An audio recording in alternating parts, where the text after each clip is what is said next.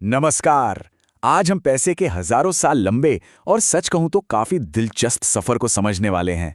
हम देखेंगे कि कैसे पैसा सिर्फ सोने चांदी के टुकड़ों से निकलकर एक ऐसी ताकत बन गया है जो अदृश्य भी है और इंटेलिजेंट भी। चलिए एक सवाल से शुरू करते हैं। जरा सोचिए, एक हजारों साल पुराना सिक्का, सदियों पुराना एक कागज का नोट और आज का एकदम मॉडर्न क्यूआर कोड। ये तीनों चीजें जो एक दूसरे से इतनी अलग हैं, इनमें आखिर कॉमन क्या हो सकता है? इसका जवाब ये है कि ये तीनों ही उस एक लंबी कहानी का हिस्सा हैं। एक ऐसी कहानी जिसमें पैसे ने एक ठोस चीज से एक आइडिया यानी एक अमूर्त विचार बनने का सफर तय किया है। तो चलिए सबसे पहले और सबसे जरूरी सवाल से शुरू करते हैं। पैसा असल में है क्या? और इसका जवाब शायद आपको थोड़ा चौंका दे। ये कोई चीज नहीं, बल्कि सिर्फ एक आइडिया है। असल में पैसा एक सोशल टेक्नोलॉजी है, एक ऐसा आविष्कार जिसने भरोसे को बड़े पैमाने पर फैलाया। इसने बार्टर सिस्टम की सबसे बड़ी मुश्किल को हल कर दिया, जिसे कहते हैं जरूरतों का दोहरा संयोग। मतलब सोचिए, आपके पास चावल हैं और आपको जूते चाहिए, तो आपको कोई ऐसा इंसान ढूंढना पड़ेगा जिसके पास जूते हों और उसे बदले में चावल चाहिए हों। कितना मुश्किल है ना? पैसा इसी झंझट को खत्म करता है और इसका असली मूल्य उस कागज या धातु में नहीं, बल्कि हम सब के आपसी भरोसे में है। अच्छा, किसी भी चीज को पैसा कहलाने के लिए उसे ये 4 जरूरी काम करने ही पड़ते हैं। पहला, ये लेन देन का एक आसान जरिया हो जिसे सब स्वीकार करें। दूसरा, वो अपनी वैल्यू को समय के साथ बनाए रखे। ऐसा नहीं कि आज 100 रुपए की जो कीमत है कल वो 0 हो जाए। तीसरा, इससे हम चीजों की कीमत तय कर सकें, मतलब एक कॉमन पैमाना हो। और चौथा, भविष्य के पेमेंट या उधार चुकाने के लिए भी ये एक स्टैंडर्ड की तरह काम करे। इन चारों के बिना कोई भी चीज पैसा नहीं बन सकती। चलिए अब थोड़ा इतिहास में चलते हैं और देखते हैं कि पैसे की टेक्नोलॉजी में पहले बड़े बदलाव कब और कैसे हुए। देखिए, हजारों सालों तक तो हम चीजों के बदले चीजें ही बदलते रहे, जो बहुत मुश्किल था।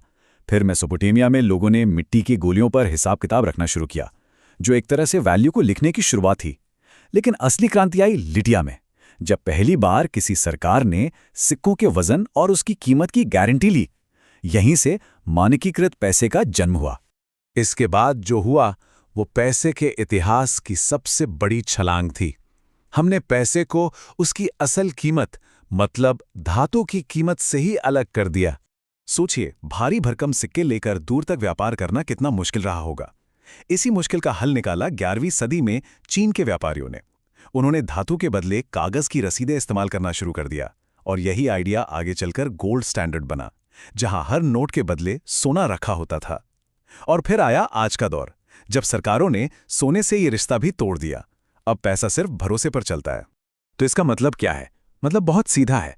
आज हम जो भी पैसा इस्तेमाल करते हैं, उसकी कीमत इसलिए नहीं है कि बैंक में उतना सोना रखा है। उसकी कीमत सिर्फ इसलिए है क्योंकि सरकार कहती है कि इसकी कीमत है, और हम सब उस सरकार और उस सिस्टम पर भरोसा करते हैं, बस। और अब हम आते हैं आज के दौर में। एक ऐसा दौर जहां पैसा लगभग पूरी तरह से डिजिटल हो चुका है। वो अब कोई कागज या सिक्का नहीं, बल्कि सिर्फ डेटा बन गया है। और इसका सबसे बड़ा उदाहरण है भारत का यूपीआई। देखिए, यूपीआई सिर्फ एक पेमेंट सिस्टम नहीं है, ये दुनिया भर के लिए एक मिसाल बन गया है। इसने दिखाया है कि कैसे एक देश अपने पेमेंट सिस्टम को पूरी तरह से बदल सकता है, उसे तुरंत और हर किसी की पहुंच में ला सकता है। जरा इस नंबर को देखिए, 228 अरब। यह अनुमान है कि 2025-26 में एक साल के अंदर यूपीआई से इतने ट्रांजैक्शंस होंगे। ये आंकड़ा बताता है कि यूपीआई को किस बड़े पैमाने पर अपनाया गया है। और ये चार्ट तो पूरी कहानी ही कह देता है। 2025 तक ये अनुमान है कि भारत के हर 100 डिजिटल पेमेंट्स में से 84 यूपीआई के जरिए होंगे। मतलब साफ है, ये अब सिर्फ एक ऑप्शन नहीं, बल्कि भारत में डिजिटल पेमेंट का दूसरा नाम बन चुका है। और ये जो ग्रोथ है, ये रुक नहीं रही है। कुछ ही सालों में 45 अरब से बढ़कर 228 अरब तक का अनुमानित सफर। ये दिखाता है कि कितनी तेजी से हम एक डिजिटल फर्स्ट इकोनॉमी की तरफ बढ़ रहे हैं। ये बदलाव वाकई में बहुत बड़ा और बहुत तेज है।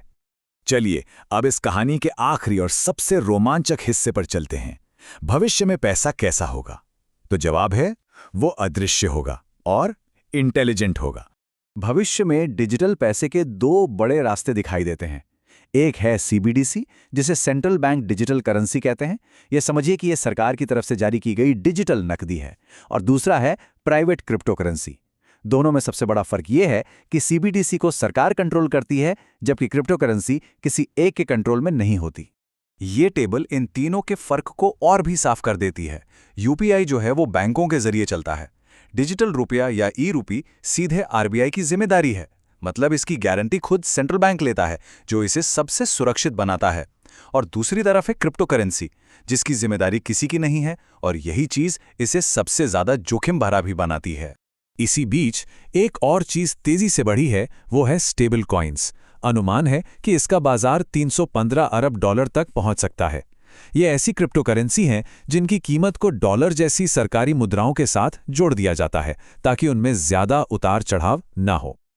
लेकिन इनको लेकर आईएमएफ जैसी संस्थाएं थोड़ी चिंतित हैं। उन्हें डर है कि इनकी वजह से कई देश अपनी मुद्रा पर कंट्रोल खो सकते हैं। और एक बड़ा खतरा बैंक रन जैसा भी है। मतलब अगर लोगों का भरोसा टूट गया कि स्टेबल कॉइन के पीछे सच में उतना पैसा रखा है, तो सब एक साथ उसे बेचने लगेंगे और सिस्टम क्रैश हो सकता है। और अब आते हैं भविष्य की शायद सबसे बड़ी चीज पर, एजेंटिक एआई। इसे ऐसे समझिए कि यह सिर्फ आपके कहने पर काम नहीं करेगा। ये आपका एक स्मार्ट फाइनेंशियल मैनेजर होगा जो खुद आपकी तरफ से निवेश करने से लेकर टैक्स प्लानिंग तक के मुश्किल फैसले लेगा। तो 2030 तक की दुनिया कुछ ऐसी दिख सकती है। एआई हमारी प्रोडक्टिविटी को बढ़ाएगा, हर किसी को उसकी ज़रूरत के हिसाब से बिल्कुल पर्सनल फाइनेंशियल सलाह मिलेगी, और पेमेंट्स तो शायद हमें पता भी नहीं चलेंगे, वो पूरी तरह से इनविजिबल हो जाएंगे। सोचकर देखिए, हमारी कारें और फ्रिज जैसी डिवाइस खुद ब खुद एक दूसरे से लेन देन कर रही होंगी। और ये सारी बातें हमें वापस उसी एक मूल विचार पर ले आती हैं। पैसा, चाहे वो सिक्का हो, कागज हो या फिर डिजिटल कोड, वो हमेशा से एक इंसानी आविष्कार रहा है। एक ऐसा आविष्कार जो हमारे एक दूसरे पर और एक सिस्टम पर भरोसा करने की क्षमता पर टिका है। और यहीं पर आके ये कहानी हमें एक बहुत बड़े और ज़रूरी सवाल पे छोड़ जाती है। जब हम एक ऐसे भविष्य में कदम रख रहे हैं जहां मशीनें हमारे पैसे मैनेज करेंगी, तो हमें खुद से ये पूछना होगा कि असली कंट्रोल किसके हाथ में होगा। ये एक ऐसा सवाल है जिसके बारे में सोचना हम सभी के लिए बहुत जरूरी